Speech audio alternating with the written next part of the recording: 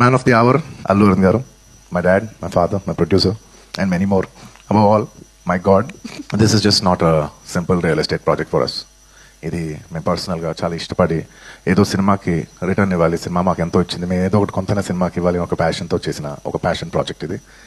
And of course we all know that Arun గారు has always been one of the top producers of the country. He's produce so many films. అంటే చాలాసార్లు industry all time records కొట్టారు. And India Telugu సినిమా స్థాయి box office స్థాయి పెంచారు, Indian cinema box office స్థాయి పెంచారు.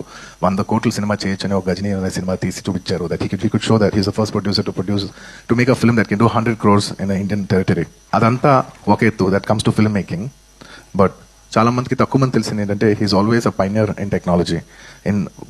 He's a pioneer in introducing technology in to entertainment industry. అంటే స్టీరియోస్ ఉన్న రోజుల్లో, అంటే జస్ట్ లెఫ్ట్ రైట్ స్పీకర్స్ పనిచేసే రోజుల్లో is very particular that surround speakers రావాలి, 5.1 రావాలి. నేను మాస్టర్ అనే సినిమాకి ఫస్ట్ టైం ఆయన ఈ 5.1 సరౌండ్ ఇంట్రడ్యూస్ చేశారు. అలాగే అప్పటి వరకు మీకు గుర్తుందో లేదో, మన సినిమాలంతా ఫిల్మ్స్లో రన్ అయ్యాయి.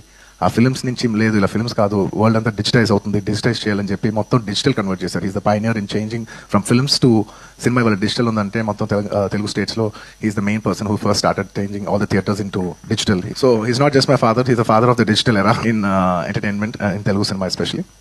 అండ్ ఇలా చాలా నెట్ఫ్లిక్స్ ఇలాంటి మనం చాలా ఓటీటీలు చూస్తుంటాం. ఈ ఓటీటీలు కూడా మన తెలుగులో కూడా పెట్టాలని చెప్పి he's the first pioneer to put an OTT, Telugu vernacular OTT for the first time in Telugu. ఆహా, మీ అందరికి తెలిసిందే. ఇలా ఎప్పటికప్పుడు టెక్నాలజీని మ్యాక్సిమైజ్ చేసి అది ఎంటర్టైన్మెంట్ ఇండస్ట్రీలోకి తీసుకురావాలనేది ఆయన తపన. And the pinnacle of all is this Dolby Vision. It's one of the biggest screens in the world, maybe the second largest or third largest in the world, one of the first or second largest screen in Asia, and undoubtedly the largest screen in India. Dad, thank you so much for taking the legacy forward, and I hope